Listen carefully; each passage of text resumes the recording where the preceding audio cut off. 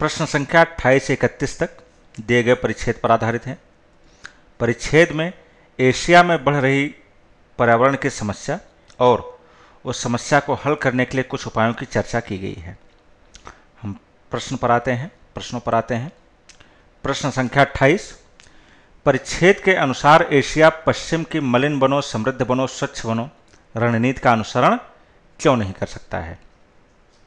4 कारण दिए गए हैं, 4 कथन दिए गए हैं। पहला, एशिया में पश्चिम के संसाधनों का अभाव है। दूसरा, एशियाई राजनीतिक नेता कहते थे कि यह क्षेत्र पर्यावरणीय प्रगति की लागत को वहन नहीं कर सकता है। तीसरा, एशिया पर्यावरणीय अपघटन की तीव्र गति से बढ़ती लागत को वहन नहीं कर सकता है।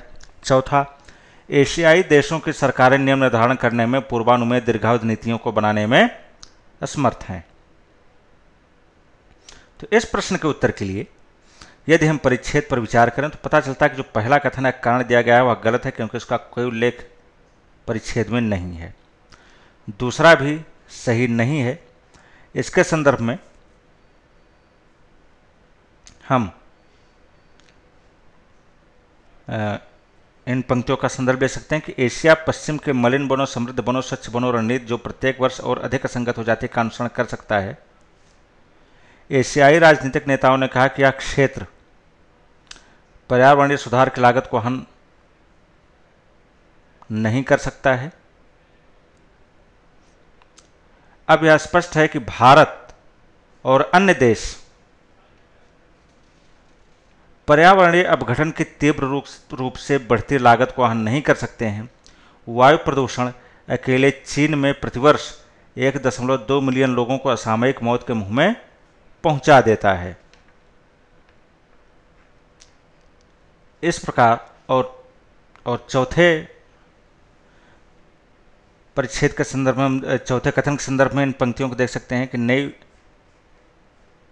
कि प्रधानमंत्री मोदी की ऊर्जा रणनीति में भारत की क्षमता का पूरा लाभ प्राप्त करने हेतु सराहनीय रूप से दूरदर्शी तत्व सम्मिलित हैं। इनमें सम्मिलित हैं नवीकरणीय क्षमताओं में निरंतर अत्यधिक वृद्धि, विशेषता सौर ऊर्जा। तो इससे पता चलता है कि केवल कथन 2 सही है, कथन 3 सही है और प्रश्न का सही उत्तर विकल्प सी है। अगला प्रश्न संख्या 29, कि इस परिच्छेद का केंद्रीय भाव क्या है? विकल्प ए, एशिया पर्यावरणीय आपात स्थिति से संघर्ष कर रहा है। विकल्प बी, कारोबारी संगठनों के पास धन, प्रौद्योगिकी और सर्वोपरि संकट से निपटने की मानवीय योग्यता है। विकल्प सी, भारत और अन्य देश पर्यावरणीय अपघटन की तीव्र गति से बढ़ती लागत को वहन नहीं कर सकते हैं। विकल्प डी, सरकारी नीतियों के सहयोग के साथ कारोबारी संगठनों का प्रभावी उपयोग करके एशिया पर्यावरणीय संकट का समाधान कर सकता है। इस प्रश्न के उत्तर के लिए यदि हम परिच्छेद पर विचार करें तो पता चलता है कि विकल्प डी प्रश्न का सही उत्तर है, अर्थात सरकारी नीतियों के सहयोग के साथ कारोबारी संगठनों का प्रभावी उपयोग करके एशिया पर्यावरणीय संकट का समाधान कर सकता है। इसकी चर्चा पर्याप्त रूप से परिच्छेद में की गई है पर्यावरणीय संकट से निपटने या पर्यावरण की समस्या से निपटने के लिए। तो यह परिच्छेद का केंद्रीय भाव है और प्रश्न का सही उत्तर विकल्प डी है। अगला प्रश्न संख्या 30, इस परिच्छेद के संदर्भ में निम्नलिखित कथनों में कौन सा से सत्य है? पहला कथन, भारत के पास पर्यावरण मित्र मिश्रित ऊर्जा तैयार करने हेतु प्रौद्योगिकी और अभियांत्रिकी कौशल का अभाव है। दूसरा कथन, कि सब्सिडियों को तार्किक बनाना विनियमों की अपेक्षा अधिक उपयोगी है।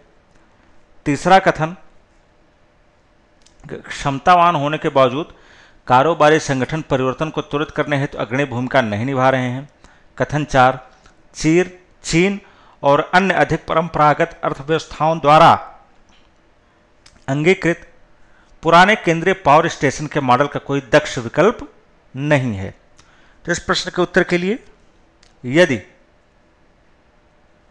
हम परिच्छेद पर विचार करें तो पता चलता है कि पहला कथन गलत है। जैसे कि चर्चा की गई है कि भारत में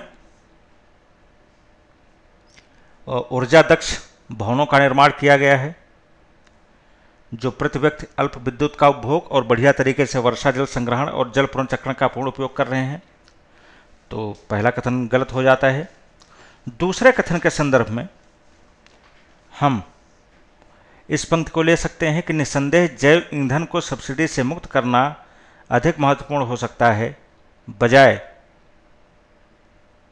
पवन और सौर ऊर्जा को सब्सिडी देने के। दूसरे, हम इस पंक्ति का भी संदर्भ ले सकते हैं कि नियमों की अपेक्षा मूल्यों जहां तक संभव हो का उपयोग किया जाना चाहिए। इससे पता चलता है कि दूसरा कथन सही है।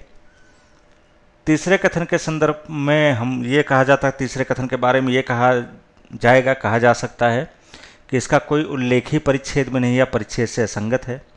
और चौथे कथन के संदर्भ में हम इस पंक्ति का संदर्भ ले सकते हैं, इस पंक्ति को देख सकते हैं कि नई प्रौद्योगिकी के उपयोग पर जोर, जैसे कि छोटे स्थानीय सूक्ष्म ग्रिड का निर्माण बजाय बड़े केंद्रीय पावर स्टेशनों और बड़े पैमानों पर ग्रिड नेटवर्क के, एक ऐसा तरीका है जिससे भारत, चीन और अन्य अधिक परंपरागत अर्थव्यवस्थाओं द्वारा अंगीकृत पुराने केंद्रीय पावर स्टेशन के मॉडल को पीछे छोड़ सकता है। जिससे पता चलता है कि कथन 4 भी गलत है और चूंकि केवल कथन 2 सही है, इसलिए प्रश्न का सही उत्तर विकल्प ए है। अगला प्रश्न, प्रश्न संख्या 31 कि लेखक निम्नलिखित में से किससे प्रायः सर्वाधिक सहमत है। 4 विकल्प दिए गए हैं। विकल्प ए, एशिया उदासीन और चिंतामुक्त राजनीतिक नेताओं के कारण पर्यावरणीय संकट से बमुश्किल बच सकता है। विकल्प बी, जीवाश्म ईंधन के लिए सब्सिडियों को एकमात्र इस कारण से बंद कर देना चाहिए क्योंकि भ्रष्टाचार को बढ़ावा देते हैं। विकल्प सी, विकेंद्रीकृत सूक्ष्म ग्रिड्स बड़े और केंद्रीकृत ग्रिड्स की अपेक्षा अधिक दक्ष होते हैं। विकल्प डी, अपनी क्षमता में सुधार करके भारत और इसके कारोबारी संगठन आसन्न पर्यावरणीय संकट का समाधान करने में एशिया का नेतृत्व करने का उदाहरण स्थापित कर सकते हैं। तो इस प्रश्न के उत्तर के लिए यदि हम परिच्छेद पर विचार करें तो पता चलता है कि विकल्प ए गलत है क्योंकि भारत के ही बारे में कहा गया है कि प्रधानमंत्री मोदी की ऊर्जा रणनीति में भारत की क्षमता का पूरा लाभ प्राप्त करने हेतु सराहनीय रूप से दूरदर्शी तत्व सम्मिलित हैं। विकल्प ए गलत सिद्ध होता है। विकल्प बी भी गलत है क्योंकि ऐसा कोई उल्लेख परिच्छेद में नहीं किया गया है।